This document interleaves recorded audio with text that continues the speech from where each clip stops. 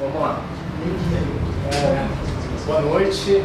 Boa noite. Vou apresentar o Talk da Visível, o livro Descubra Seus Pontos Fortes, que apesar do nome meio... Eu queria dar um outro nome, esse nome é meio autoajuda, né? Mas eu não consegui bolar um, então ficou isso mesmo. E assim, eu sou muito ruim para fazer a apresentação, eu fico muito nervoso. Só que eu já fiz com uns amigos meus e ficou legal, eles até que pegaram.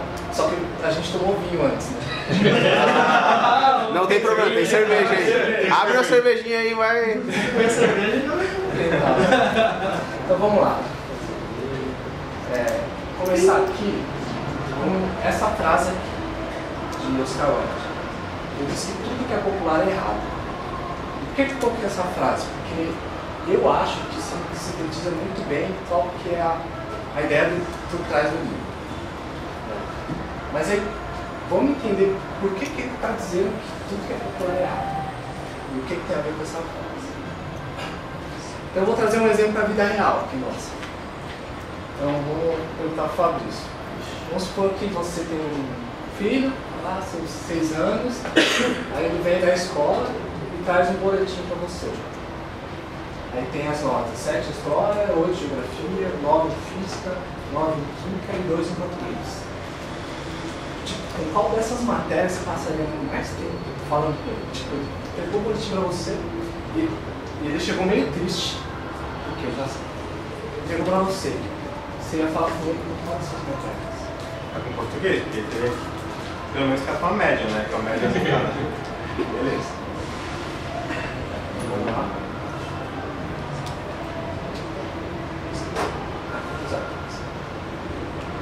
Então tá, ele já estava triste, já sabia que você falava português, ele foi com essa cara, né? Beleza. Vamos trazer isso para um outro mundo corporativo. Aí o que o livro diz no estudo que eles fizeram? Que 80% do estudo, do universo de estudo que eles fizeram, se baseia justamente nessa premissa que você utilizou para identificar chamadas áreas de oportunidades do indivíduo. Tipo, por exemplo, eu no Mercado Livre, acho que você também fez. A gente tinha lá a avaliação 360, eles identificavam esses pontos fortes, os pontos fracos, a área de oportunidade desses pontos fortes. Então, beleza. Então, o livro fala que 80% de todas as empresas, as companhias se baseiam nesse paradigma. Beleza, então eu vou chamar esse paradigma aqui de paradigma dos pontos fracos. Então a gente pode concluir que ele diz que o maior potencial de crescimento de cada pessoa está nas áreas onde ela tem esse ponto mais fraco. Certo? E é a premissa que domina a sociedade como um todo. Trazendo esse exemplo que eu trouxe aí, reflete mais ou menos isso. E eu fiz pra caramba, um monte de gente. A maioria das pessoas é exatamente isso. Aí eu volto para a frase do começo lá, que é popular e errado. Então já dá para pegar mais ou menos a ideia da proposta do livro.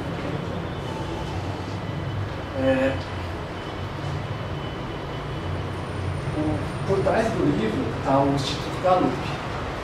É um instituto que tem quase um século de existência e é um instituto de pesquisa que são referências assim, na área. Nos últimos 30 anos, eles foram movidos por essa pergunta: qual a melhor maneira de maximizar o potencial de um indivíduo? O que eles fizeram nesses 30 anos? Eu chamo essa ação aí de Seek for the Excellence. Em 30 anos de pesquisa, eles entrevistaram mais de 2 milhões de pessoas. Pessoa pra caramba, tudo quanto é tipo de área, de país, desde os Estados Unidos, da Malásia, e dentre esses 2 milhões de pessoas, eles pegaram 80 mil gerentes. Tipo, gerentes de todos os tipos também, gerentes bons, gerentes excelentes, médicos e tal. Certo? Aí, eles, por 30 anos, com essa pesquisa, eles conseguiram montar um banco de dados animal de padrões, de um monte de coisa. Beleza. Sintetizando isso, eles criaram, eles publicaram isso de duas formas, com 2 livros. O primeiro caiu em todas as regras, o primeiro livro, e o segundo é esse que eu vou falar. Tá. Aí, tipo, dentre 81 gerentes, tipo, de todos os tipos, eles conseguiram encontrar gerentes top, animais, assim. E o que esses caras têm em comum? Né? Qual que é a premissa que orienta esses caras? Então eles conseguiram encontrar padrões nesse tipo de pessoa, esses gerentes aí, pessoas. Então qual que é a premissa que move esses caras? Número 1, os talentos de cada pessoa são permanentes e únicos. E 2, o maior potencial de crescimento de cada pessoa está nas áreas onde ela tem seu ponto mais forte. Então isso aqui é justamente o contrário do que é dominante na sociedade em si. Mais ainda, só 25% dos entrevistados, mais de 2 milhões de pessoas, sente que seus pontos fortes estão sendo utilizados todos os dias. Tipo, 20% só das pessoas sentem que o que elas fazem é efetivo, é uma coisa gratificante. Meu, você tem um gap muito grande aí de área que você pode explorar, entendeu? Nas pessoas, nas empresas, onde quer que seja. Então, do mesmo modo que é um quadro ruim, é uma oportunidade para se explorar. E o que isso tudo significa? Que a gente está fazendo errado. Né? Tem alguma coisa errada no meio. Então, aí essa fase eu que coloquei, depois de ver tudo isso, de cair a ficha.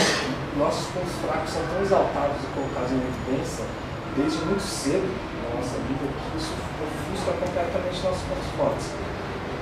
E o mais foda é que às vezes, contra a vida inteira, dependendo de pessoas e tal. E pra mim, eu acho que isso aí tem muito a ver com o quadro de depressão, crescimento urbano, essas coisas que, esses maus do século, essas coisas têm relação com isso. Então vamos pensar diferente, vamos mudar o paradigma e voltar lá na sua filha. Vamos supor que você chega para ela falando do 9 em física, que é um dos 2 9 que ela ganhou lá. Cara, logo de cara você vai conseguir um sorriso da cara. Tipo, você não vai precisar falar nada, você vai olhar o boletim e falar, nossa, você tirou 9 em física. Só isso você vai conseguir o sorriso dela. Entendeu? Então não precisa falar mais nada. Se o foco nos pontos fortes de uma criança gera satisfação, imagine que um adulto cujo explora seus pontos fortes e os aplica todos os dias da sua vida. Entendeu? Então esse é o X. Beleza. Dá pra ver aqui que trabalhar nos pontos fortes mesmo é bacana, mas e os pontos fracos, né? Que nem 2 em português, como é que vai ficar? Então o livro diz que assim, definitivamente não é área de oportunidade. Seu ponto fraco não é área de oportunidade. Só que ele é seu calcanhar de Aquiles. Então você tem que trabalhar nele de uma maneira que não te prejudique. Ou pegar um ponto forte seu e disfarçar seu ponto fraco usando esse ponto forte. Entendeu? Mais ou menos? Então é muito por aí. Então o foco deve. O ponto fraco não deve ser o foco. Ele deve ser voltado no ponto forte. Beleza, já entendi que eles mudaram o paradigma, tá? Mas o que é um ponto forte? Mais ainda, como diria os meus, se fosse uma coisa fácil, vamos lá. Primeiro, o que é um ponto forte? No contexto do livro, ele é um desempenho estável e quase perfeito em uma determinada atividade. Seja o que for. Do nada. Vambora. Então é isso. Então se você faz alguma coisa que tem essa característica, você tem constância nisso e de uma forma você aplica excelência, é um ponto forte. Pode ser o que for. Tá? E qual que é a anatomia de um ponto forte? Um ponto forte ele é formado por 3 elementos: conhecimento, técnica e talento. A gente vai desmiuçar em cada um. Rapidão. Conhecimento. Nada mais, nada menos que fatos e lições aprendidas. Então, conhecimento é teoria e prática. Você pega uma coisa para estudar, você está lá conhecendo. E a prática... Eu gosto de usar um exemplo. Por exemplo, eu cansei de tudo e vou virar pescador. Então, a primeira coisa que eu faço, eu compro um livro de pesca, começo a ler para eu ter conhecimento nesse segmento aí. Beleza. Aí eu vejo lá a isca que tem que usar, beleza. Tem todo esse conhecimento do tipo factível, que é o teórico. Aí eu vou lá, para minha primeira vez, pego o anzol, a linha lá e jogo, pego, fiz o peixe, começo a puxar lá, tô quase pegando ele, só que ele não estoura. Tá merda, né? Que merda. Aí você vê que por causa de 2 milímetros de elasticidade que faltou, estourou. Então esse tipo de conhecimento é o não factível, que é o prático. Tá? E essa frase aqui eu coloquei porque ela representa certinho qual é a definição de conhecimento de Thomas Schiller. O conhecimento dirige a prática. No entanto, a prática aumenta o conhecimento. Então é um ciclo. Você está lá, adquire conhecimento, pratica, volta. O conhecimento é isso.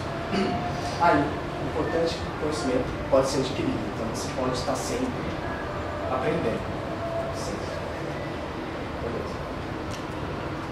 Agora eu vou falar da técnica. Técnica não é nada mais do que procedimento, uma atividade estruturada. Então é você definir passos para realizar uma atividade. Quais a característica da técnica? Igual ao conhecimento, ela pode ser adquirida. Você pode sempre aprender uma técnica nova do que quer. Aí a frase que eu coloquei é de Portinari. Muito foda essa frase. O alvo da minha pintura é o sentimento. Para mim, a técnica é meramente o meio, porém o meio indispensável. O que me deixa exaltado que dispensável. Agora a gente vai falar do mais importante, o talento. O que é um talento? Esse talento aqui não é o talento do Vitor, por exemplo, que pega o violão lá e é um talento nato que ele tem. Mas não é. Mas não é essa a ideia. É um talento no contexto do livro que é um padrão recorrente de pensamento, comportamento ou sentimento. Então é um padrão desses 3 elementos aí. Aí tem 2 frases aí que eu acho animal. Primeiro, Jorge de Lucas. Todo mundo tem talento. É só uma questão de você se mover até descobrir você. Agora tem outra que eu acho que você vai ler melhor que eu.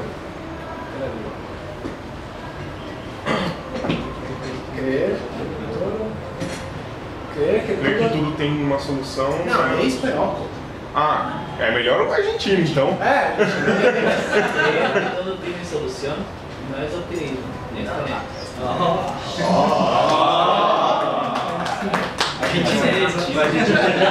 Parece que nasceu no país espanhol. Então, e o que essa frase está dizendo? Que o cara ser otimista é um talento. O que é um talento? É um padrão recorrente de pensamento em tudo que o cara tem. O cara é assim. Aí eu pergunto para vocês, o cara pessimista é um talento? Depende da função dele, né? Se é uma função que o pessimismo ajude ele, talvez pode. Mas é que tá. Mas é um talento também, porque entra nesse contexto. Porque o cara pessimista, ele é pessimista naturalmente. Ele é assim. Se um cara pessimista tirasse da água de São Paulo, a gente não tava sem água. Exato! Agora você pegou o ponto, tá vendo? Mas beleza, então... sim, saber planejar. Então o cara pessimista, o pessimismo dele é um talento também. Então, cara, você tem... Mas vamos lá, quais são as características? O talento é imutável e não se aprende. Então Então você não consegue aprender a ser pessimista. Tipo, se eu sou um cara, sei lá, otimista, eu não vou conseguir aprender um cara otimista nunca e vice-versa, um monte de coisa. E importante que influencia nossas decisões. Esse exemplo eu gosto do caramba. Tipo, não é essas decisões, tipo, sou o diretor de uma empresa e vou abrir uma filial no estado de São Paulo e Minas Gerais. Não é esse tipo de decisão. Você está aqui trabalhando, programando. Você está focado lá. Do seu lado começa a tocar um telefone. O que você vai fazer? Tipo, nesse exato momento, você vai parar o que você está fazendo, pegar o telefone imediatamente. Você nem ouviu que o telefone está tocando, você continua trabalhando, imerso. Você percebeu que o telefone está tocando, mas você espera que alguém atenda.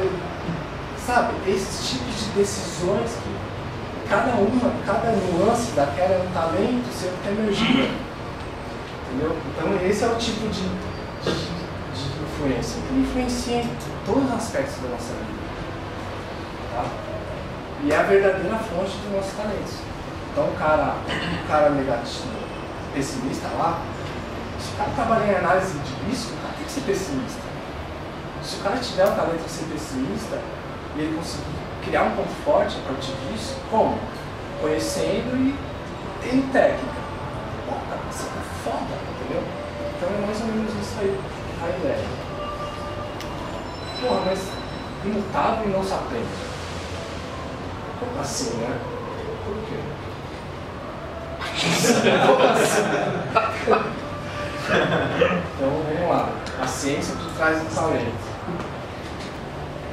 O segredo disso está no cérebro. Nossa. Mas como assim está no cérebro? Vamos lá. Esse aqui é um desenho foda que eu fiz, né? Fantástico. Aí ele fala que as suas sinapses criam seus talentos. Mas como é que isso funciona? Depois do momento da concepção, óvulo, né? Vocês entendem. Então, 42 dias depois, seu primeiro neurônio surge. Imagina, seu primeiro neurônio surge na sua célula. 120 dias depois, você passa de um neurônio para centenas de bilhões. Tipo, é neurônio pra caramba. Um intervalo de tempo muito pequeno. Eu queria fazer as contas de quantos são criados por minuto. Sei lá, um número absurdo. Centenas de bilhões. Beleza. Aí 60 dias antes do nascimento, é importante que aqui eles não formam rede nenhuma ainda. Eles só estão uma célula individual cada um. 60 dias antes do nascimento eles começam a tentar, tudo bem, se comunicar e tal, beleza. E fica nisso até os 3 anos de idade. Então aos 3 anos, cada neurônio dessas centenas de bilhões aqui, que foi formado em 120 dias, forma mais de 15.000 conexões com outros neurônios. Tipo, é rede pra caramba. Imagina, cada centena de bilhões de neurônios formar mais de 15.000. É demais. Tipo, por isso que a criança está sempre absorvendo tudo, ela consegue fazer isso.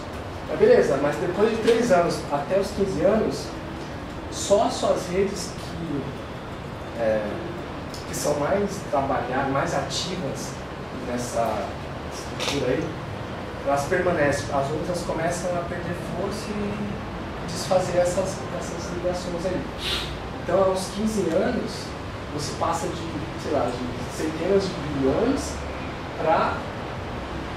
Não, enfim, perde bilhões e bilhões de redes.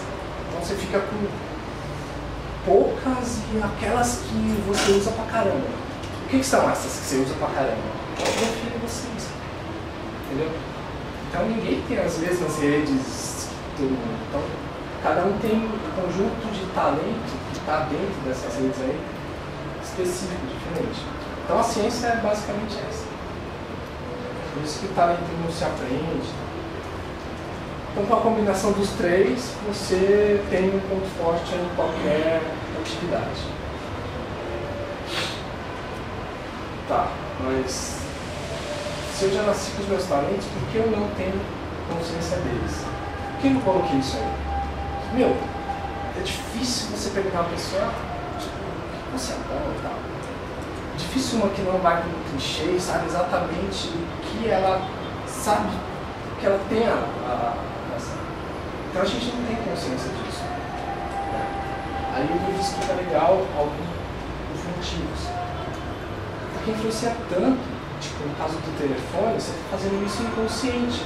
Você não vai, sei lá, atender, eu atendi porque eu tenho um talento tal. Você não sabe o que está por trás daquilo, mas tem alguma coisa por trás. Tá? E eles são automáticos, influenciam a nossa vida tanto em aspectos positivos quanto negativos. Por que eu falo negativo? Imagina um cara que é um pessimista trampando... Não, muda. Um cara que é otimista trampando com...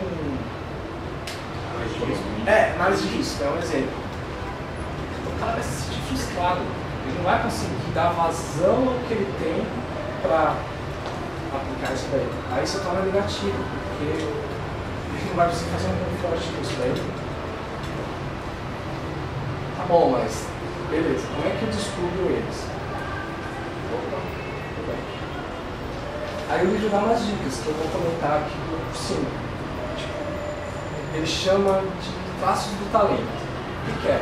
Reação espontânea. Por exemplo, a do telefone. Você atendeu, você não vai parar, puta, como é que eu vou agir agora para eu saber ficar limpo? Não, você não vai saber nunca, porque é natural. Só que depois, presta atenção, por que você fez isso? Então você começa a se questionar e voltar para você mesmo, se conhecer, que você consegue trazer à tona, trazer para o consciente isso que esses talentos aí. Desejos também, uma coisa que você, sei lá, gosta de fazer ou sempre teve vontade de fazer, esconde um talento também. Tipo, o que eu sempre quis, sei lá, por que eu gosto de astronomia? Porque é uma coisa por trás, então volta e investiga por quê. Tem um talento seu ou um conjunto deles dizendo por quê. Aprendizado rápido. Também é uma coisa que você pegou para fazer, você aprende muito rápido, o outro talento seu está ali, batejando. Satisfação também, uma coisa que você fez e caralho, eu fiz isso, da hora. Tem um talento escondido também. Então, esses quatro aí te ajudam a identificar o talento, que é o mais importante para construir tão forte assim. E o pessoal do Gallup, nesse estudo aí de 2 milhões de pessoas, eles encontraram o que se chamam de padrões de talentos. São 34. Então, no livro está descrito cada um e qualquer... O que cada um é, na verdade. Por exemplo, carisma. O cara carismático é um cara que... O cara no trem vai no cara e, sei lá, ele conhece. Sakuma. Sakuma é o cara. Já é convencer. Entendeu? Tem vários. Tem ativação, que é o cara que não consegue ficar parado, ele vai, sabe, começa as coisas, vai. Comando é o Thiagão. O Thiagão tá aqui, mas não é a cara dele. Ele é o cara que, do ponto de vista dele, eu, particularmente, esse comando, eu tenho falta dele. Tá discutindo, falando alguma coisa, eu, sei lá, eu tenho minha opinião, mas em vez de me impor minha opinião, tipo, a última, mesmo que eu tenha 100% de certeza que eu tô falando que tá certo, eu não impor pro cara. Eu não sou assim. Então, eu faço de uma outra maneira, eu faço com que a pessoa, de alguma maneira, vê que ela tá errada, que a pessoa se enxergue isso. Assim. Então, é uma característica diferente. Então tipo, a missão é mais ou menos essa, descobrir o que disso aqui encaixa em você. É mais ou menos isso. Aí a mensagem que eu tenho é essa: tenha consciência dos seus talentos naturais e construa seus pontos fortes. Que é basicamente o que diz. Aí, isso aqui é agradecimento ao pessoal do Moporã, que é o pessoal que faz forte no questão do autoconhecimento, da hora. Bel PS também, pra caramba. Nômades Digitais lá, que, meu, tem um texto mais animal desses caras. Marcelo Deldego, que é um site que tem bastante temas de espiritualidade, principalmente oriental, que é muito, caralho, tipo, é muito voltado pro eu. Eu não sigo religião nenhuma, não tenho nenhuma crença, assim, mas é legal assim. E acredite, porque quando você mergulha nisso aqui, você faz um mergulho em você. E é foda. Todo mundo acha que você tá meio louco. Verdade, hein? E ela foi a única, assim, lá, falou, não, eu confio em você, eu sei onde você está se metendo, eu sei que você vai voltar com alguma coisa para passar. E, assim, tá concretizando hoje aqui. Tá sendo especial pra caramba pra mim fazer isso. Tá? E vocês.